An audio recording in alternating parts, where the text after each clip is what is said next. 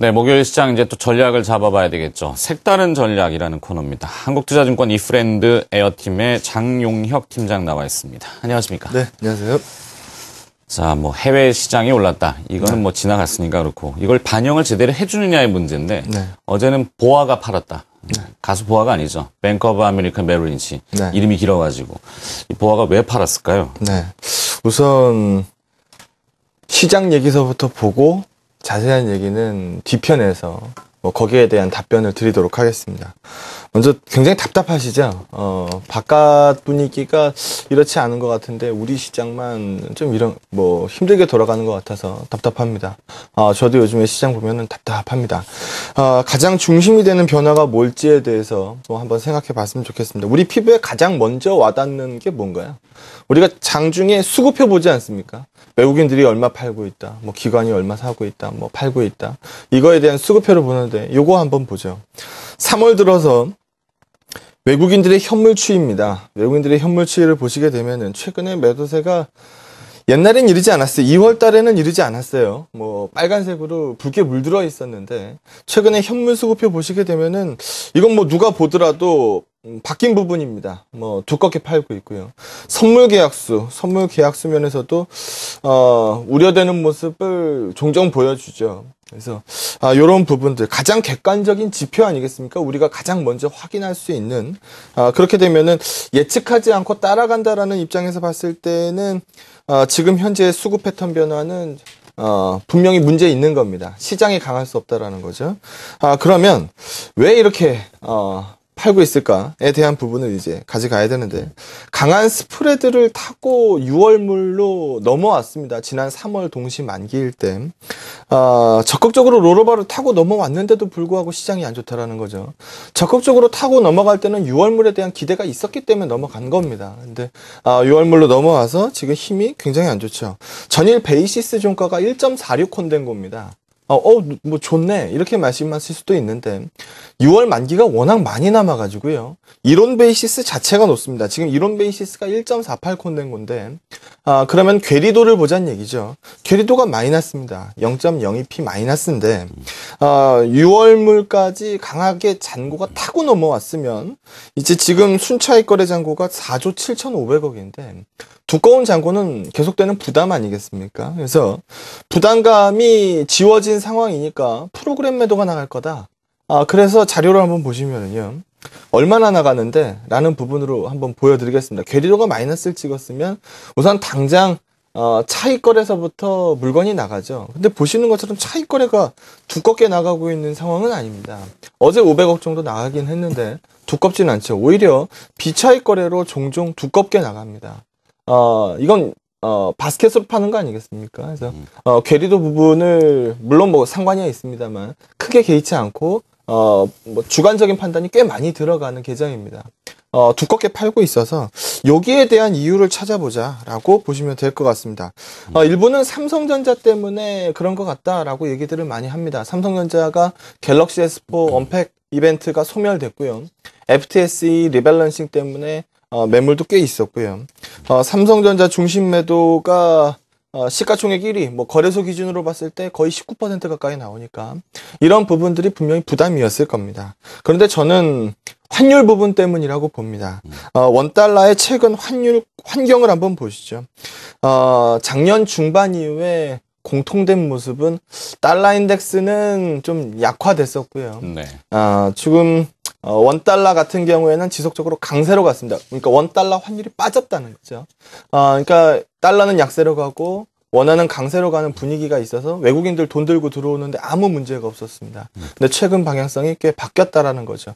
환율이 지금 키를 쥐고 있다라는 부분으로 계속 말씀을 드리고 있습니다. 네. 자, 시장 전문가들을 만나보면은 가려운 곳은 많은데 어디를 긁어야 될지 모르겠다. 이렇게 얘기를 하더군요. 방향을 못 잡겠다는 얘기인데 환율 얘기를 지적해 주셨군요. 자, 이 대선 공약 때 보면 경제 민주화를 표방했습니다. 서민 정책에 포커스를 맞추고 물가를 관리하겠다. 그러면 결국에는 외국인 투자자들이 그것을 원화의 고평, 그러니까 고평은 아니더라도 환율이 하락하는 원화의 강세로 점치고 주식을 샀는데 이 정부가 딱 들어서면서 방향을 확 바꿔버렸어요. 엔저 때문인지 엔화 약세에 원화를 같이 걸어다가고 원화 약세, 그러니까 환율이 올라가는 거죠. 네. 참 어디에다가 잣대를 맞춰야 되는지 모르겠는데 이 환율 얘기 좀 해볼까요? 네, 먼저 우리 신정부 때문에 원달러가 이렇게 뭐 튀고 있다라고 보지는 않고요. 뭐 저는 글로벌 환경 자체가 지금 원달러 환경에 있어서 조금 불리하다라고 생각이 됩니다. 우선 달러 인덱스 방향서부터 한번 간략하게 말씀을 드리면은 우선 지금 현재 단발적으로 뭐 어제 버냉키 의장이 분명히 다시 한번 의지를 밝혀줬지만 뭐 QE에 대해서 조기 종료에 대한 우려감을 상당히 많이 갖고 있었습니다. 그래서 이런 부분들이라든지 최근에 투기적인 수요도 꽤 있었고요. 키프로스 사태 같이 유로화를 잠깐 건드릴 수 있는 이슈도 있었고 그로 인해서 달러 인덱스가 더 올라가 버렸다라는 거죠. 우리 원달러는 종속 변수입니다. 우리 원달러가 달러 인덱스를 바꿀 수 없다라는 거죠. 달러 인덱스 방향성이 원달러를 결정하는 구조라고 보시면 됩니다. 게다가 올해 열린 지 얼마 안 됐는데 벌써 북한이 2번 흔들었습니다. 연초에 핵실험 때문에 한번 흔들었고요. 지금 뭐 정전협정 어쩌고 저쩌고 하면서 또 흔들고 있는 상황이죠. 원달러가 불리합니다. 요 화면을 한번 보시면은 좋을 것 같은데 우리가 작년에 찍은 저점 한번 보시면은요, 이거 날짜를 잘 기억해 보셨으면 좋겠습니다. 1758.99p, 7월 25일 날 찍은 상황입니다. 그리고 달러 인덱스, 1700, 앞에서 날짜를 잘 기억하라고 말씀드렸죠. 7월 25일입니다. 7월 24일 날, 달러 인덱스가 정확하게 작년 고점입니다. 84.1달러. 10년물 수익률 한번 보시죠. 7월 25일 날 정확하게 1.3791%. 10년물 국채 가격으로 봤을 때는 피크 쳤다는 얘기입니다. 12년도에 가장 피크 쳤던 날이 7월 25일이라는 거죠. 근데 최근에 이제 방향성을 같이 보시죠.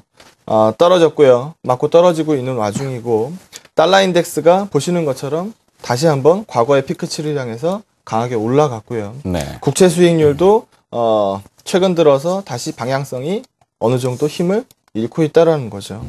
제가 말씀드리고 싶은 부분이 이 부분입니다. 그러면 요 7월 25일 날 정확하게 다 일치했었는데 그때 우리 원달러 얼마였냐? 1150원이었습니다.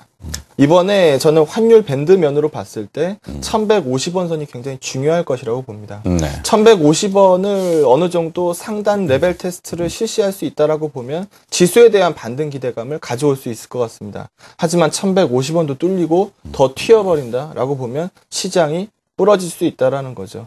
해외 증시는 굉장히 유호적입니다. 하지만 최근에 우리 차트로 보고 있는 모습은 121선도 살짝 밑돌았죠. 어제 해외 증시가 괜찮았기 때문에 오늘 상당폭의 반등세를 보여줘야 될 것 같습니다. 하지만 앞에서 제가 제일 처음에 보여드린 게 수급표고 지금 환율을 보여드렸는데 환율이 안정세를 띄어야 저 수급표가 돌아설 수 있을 것 같습니다. 저 수급표가 돌아서야 우리 코스피 일봉 자체도 양봉을 늘려갈 수 있을 것 같습니다. 키 자체는 환율로 넘어가 있다라고 보시는 게 맞을 것 같습니다. 네, 알겠습니다. 자, 코스피는 그렇다 치더라도 이제 코스닥, 시장이 나눠져 있으니까 그렇습니다. 종목들이 많지 않습니까? 네. 코스닥은 어떻게 보십니까? 우선 코스닥도 전 이렇게 말씀드리고 싶습니다. 예전에 거래소가 삼성전자 중심으로 날아갈 때 코스닥 시장은 소외돼 있었죠. 최근에 어떤가요? 코스닥 시장이 상당히 강세였습니다. 근데 요 며칠 사이의 움직임 보시죠. 잘 가는 것 같았는데 이상하게 끝나고 나서 보면 윗꼬리가 크게 달리고 전체적으로 음봉이 발생되거든요. 삼성전자가 부러져 버리면 코스닥도 없습니다. 거래소가 안 되면 거래소가 꺾여 버리면은 그러니까 거래소가 탄력성을 잃어버리는 것까지는 좋은데 거래소가 부러져 버리면은 어렵다라는 거거든요. 거래소 부러진 상황에서 코스닥 혼자 좋을 수 있겠습니까? 어렵다라고 봅니다. 거래소가 살아나야, 거래소가 버텨줘야 그나마 코스닥 쪽에서 수익률 게임도 가능하다라는 거죠. 제가 아까 환율으로 말씀드렸습니다. 만약에 이 환율 부분에서 우리의 시그널을 지켜준다라고 보면은 코스닥 지수, 지금 차트에서 보시는 것처럼 2009년 이후에 지겨운 박스 상단이 550p입니다. 일단 넘어서려는 시도를 계속적으로 해줬죠. 지금은 그 박스 상단에서 계속 멈칫멈칫거리고 있습니다만 우리 코스피 지수 같은 경우에는 121선, 최장기 평선 201선 여기가 지금 가까이 와 있는 상황이고 코스닥 지수는 보시는 것처럼 위로 이평선 없습니다. 그래서 이런 부분들 상대적인 탄력성이 유지가 돼 있던 상황이었는데 추가적으로 갈 수 있느냐 없느냐는 거래소 시장에 달려 있다. 환율 부분을 마찬가지로 잘 봐야 된다라는 생각이고요. 2월 이후에 외국인들이 6,340억 샀습니다. 기관들이 3,120억 샀고요. 거래소 기준으로 보면은 곱하기 10해서 봐야 되니까 양쪽에서 한 10조 원 가까이 산 겁니다. 거래소 10조 원 2월 이후서부터 샀으면은 우리 시장 어떻게 됐을까요? 굉장히 강했을 겁니다. 코스닥 시장은 지금 딱 그 국면이라고 보시면 됩니다. 네. 근데 지금 외국인들이 어제 340억 정도 팔았습니다. 바스켓 매도도 좀 있었고요. 그제 한 200억 정도 매도가 있었고요. 뭐가 더 많습니까? 아직은 공격적인 매수가 아직 상당 부분 진행된 상황이라고 보거든요. 이런 부분들을 놓고 봤을 때 거래소 무너지지 않는 한 코스닥 시장의 강세는 어느 정도 점쳐도 좋을 것 같습니다. 전제 사항을 계속 말씀드리죠. 네. 원달러 상황이 다시 한번 안정구조로 들어가서 거래소의 수급표, 외국인들 수급표를 돌려줄 수 있고 삼성전자 반등세가 실리게 돼서 거래소가 안정되면 안정되는 거래소보다 코스닥의 탄력성이 더 좋을 거라는 겁니다. 단 부러지면 코스닥도 없다라는 거죠. 가장 우리가 피부로 와서 봐야 되는 부분 환율, 그리고 수급표 이 부분에 대해서 말씀을 계속 드리도록 하겠습니다. 공이 커 보이지 않는 것 같습니다. 홈런 타자들 공 잘 칠 때는 공이 정말 커 보인다고 합니다. 공이 커 보이지 않았을 뿐입니다. 공이 커 보이는 타이밍에 휘두르시면 된다. 그 타이밍을 우리가 기다려 보는 거죠. 건승하시는 투자를 기원하도록 하겠습니다. 알겠습니다. 자, 공이 있느냐 없느냐 뭐 있어야 칠 거 아닙니까? 네. 자꾸 그거는 문제가 아니고 공은 있다, 일단 뭐 있다 이렇게 좀 정리하죠.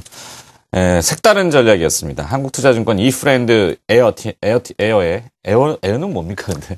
방송입니다. 우리 한국투자증권에서 예. 진행하는 무료 시청자 방송이거든요. 그렇군요. 네. 네. 예, 이프렌드 에어 장용혁 팀장이었습니다. 고맙습니다. 네, 고맙습니다.